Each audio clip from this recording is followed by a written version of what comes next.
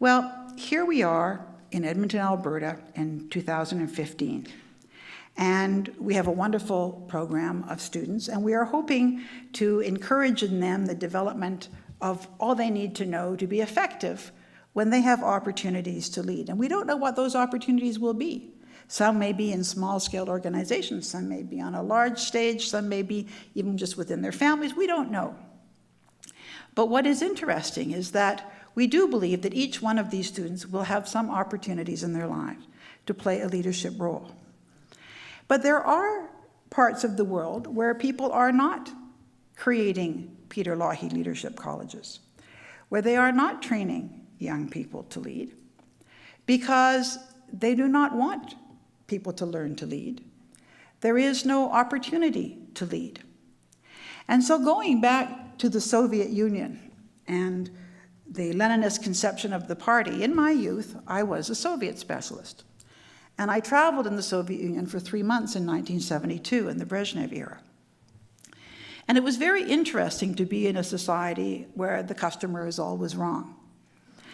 And where people don't develop the skills for leading, they develop the skills for reading the expressions on the faces of people whose favor they need to curry to get what they need, even if it's in a store.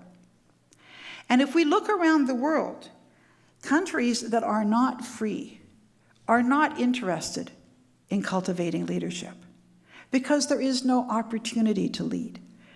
If we look at the growth of leadership roles in our society, it is a direct reflection of our freedom. It is a direct reflection of the opening up of governance, the opening up of opportunities, of getting rid of barriers, whether it's based on gender or ethnicity or any other characteristic.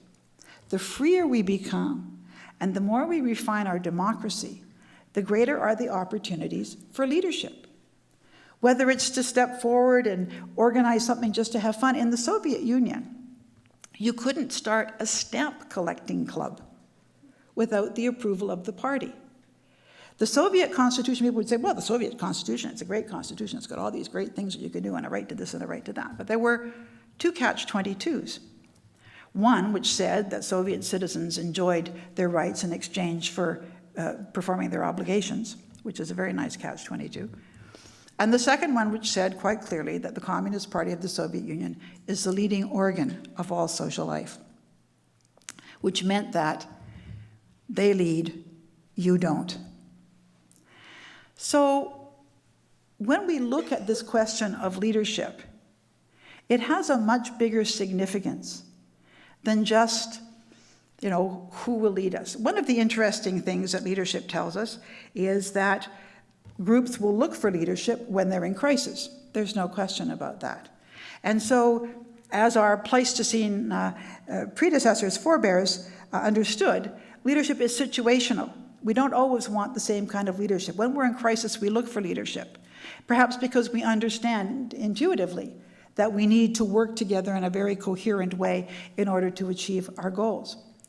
But we also know that sometimes too much leadership can prevent a team from performing well. Because for most of our lives, we actually get along without leadership. If we think of our days, we may live in a community that is regulated and where there is a rule of law and where we can have certain expectations. But mostly, we make our own decisions about how we organize our day and how we lead.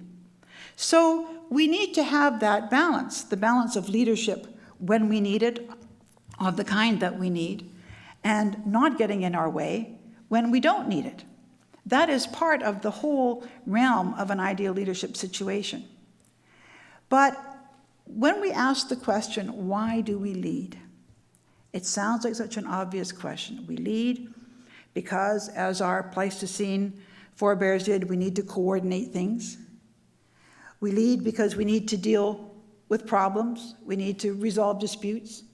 Perhaps we need to rally people to defend us. Sometimes we have serious problems that we need, and we need very, very clear leadership.